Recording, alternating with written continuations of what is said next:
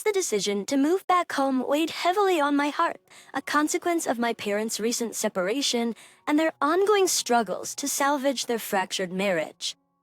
The news of my father's suspicions about my mother had shattered our family's foundation. The uncertainty loomed over us like a dark cloud. You see, my mom, 41, and my dad, 47, have always had ups and downs in their 22-year-old marriage. But this time, it is different. It has gotten worse since I moved away for college, and I thought moving back home would help. My younger sister, Sarah, 20, and her boyfriend, Cody, 22, live together in one of my dad's rental properties, which isn't too far from my parents' house. My parents are not the type to share their internal problems, and they try to avoid arguing in front of us. But this time, the rumors that my dad suspects that my mom is cheating on him. The problem started when my mom discovered a GPS tracker in her car. Who would put it there if not my dad? She confronted him and ended up kicking him out of the house for his constant suspicion that she was cheating on him. My sister confided in me about this, and I felt it was best to move back home and enroll in a local community college, at least for a semester. Perhaps my presence will help them reconcile.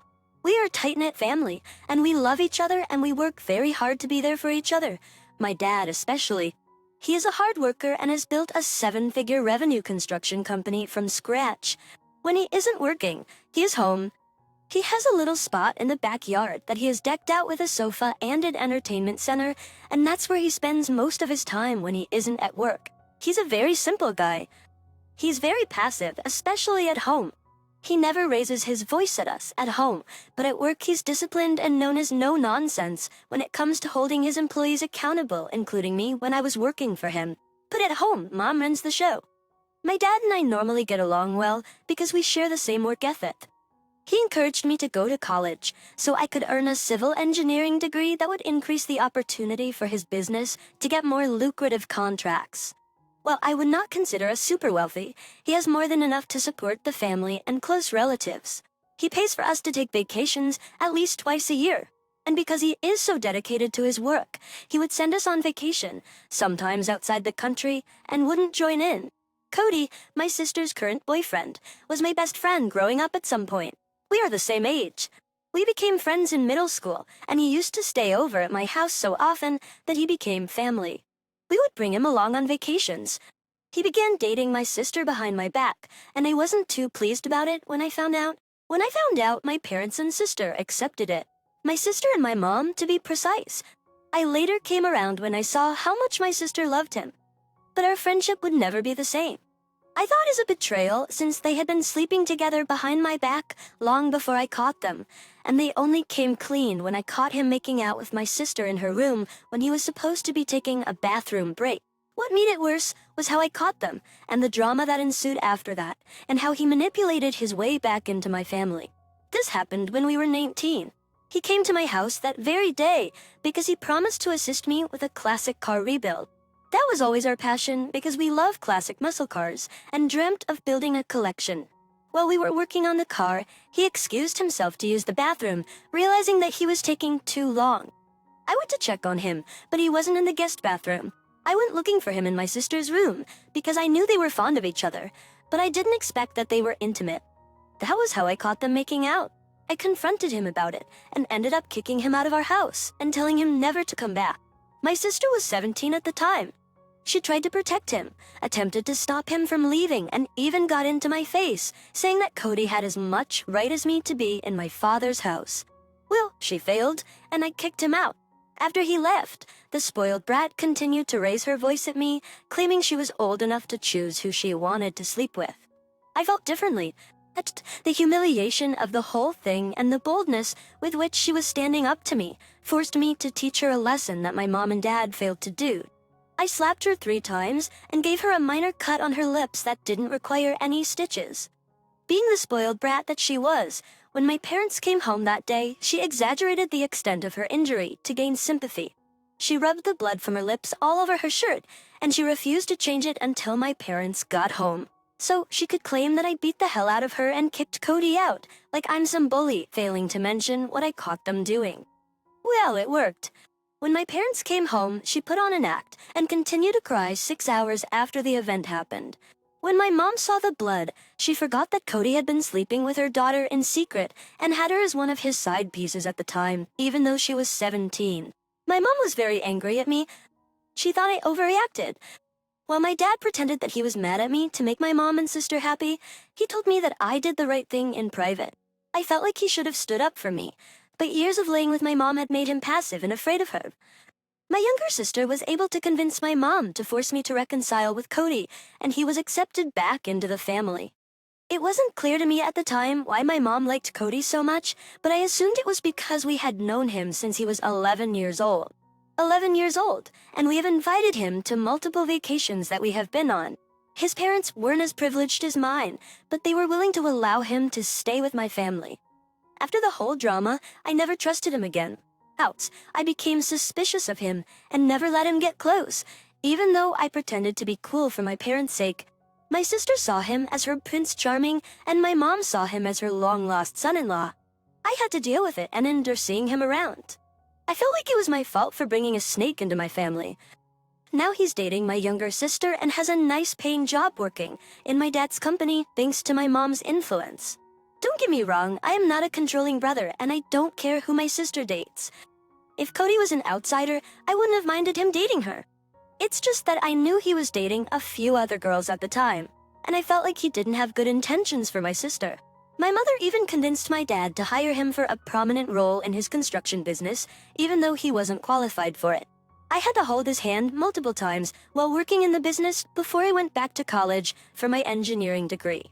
I went back to school to get a degree in civil engineering so I could earn a professional license and bid on more lucrative contracts to grow the business. My mom works as one of the managers in charge of the administrative and accounting functions. Even though she has no degree and is not qualified for the role, since the business was on autopilot, her position was merely ceremonial. Moreover, my dad wants the business to be family-oriented. I disagree. I think you should only hire people who are qualified. We're running a business, not a charity organization. Any business that hires based on nepotism won't last very long. Back to the present, it hasn't been long since I moved to a good university, a few hours drive away from home. So I still had some electives that I could take if I transferred back to a community college for at least one semester. Enough time to bring my parents back together. Actually, a few weeks after I returned, my mom and dad were able to settle their differences, and my dad moved back home. Even after moving back into the house, there was still tension in the air. I still felt like things weren't right between my parents. I felt like they were just acting nice because we were around, and we were putting in so much effort to keep them from separating. I knew the reason for their recent separation was partly because my dad didn't trust my mom and suspected that she wasn't faithful. My dad and I are close, but we don't talk about things like that. We don't gossip or speak negatively about any family member.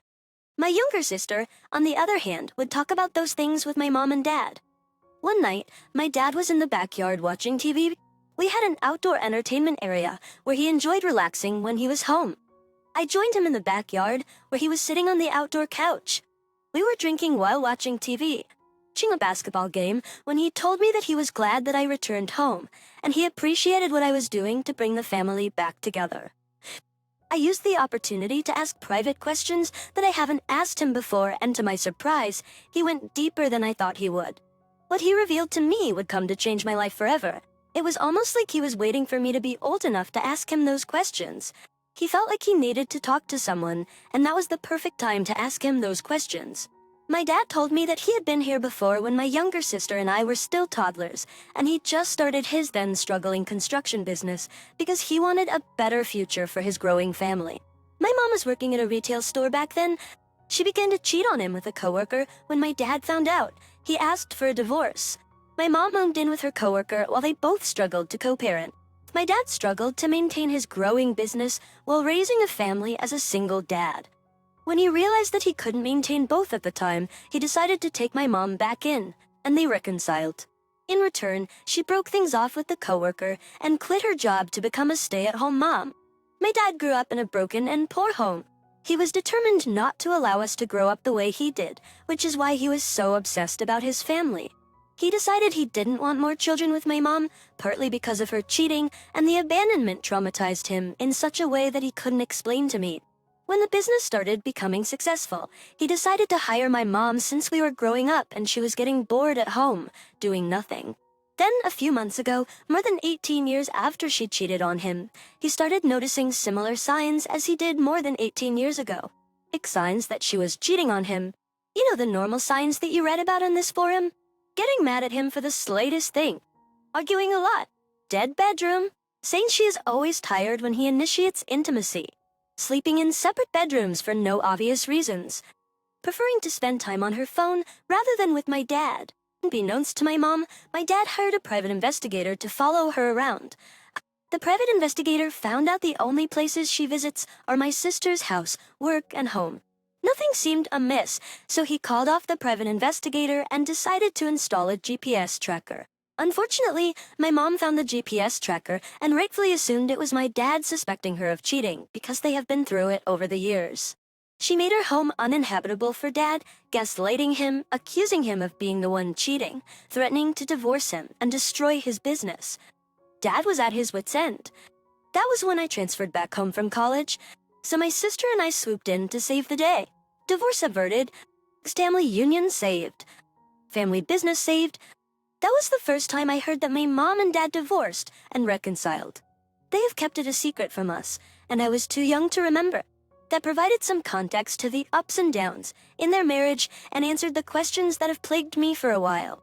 I was sure my sister didn't know about my mom's previous affair. After my dad's disclosure, I began to see my parents' marriage in a new light.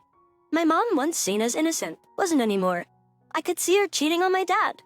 I could see her manipulating him and everyone around her because that was what she was good at. She always tried to make herself more important than she actually was and was more concerned about how people saw her. Even at work, everyone who reports to her felt the same way.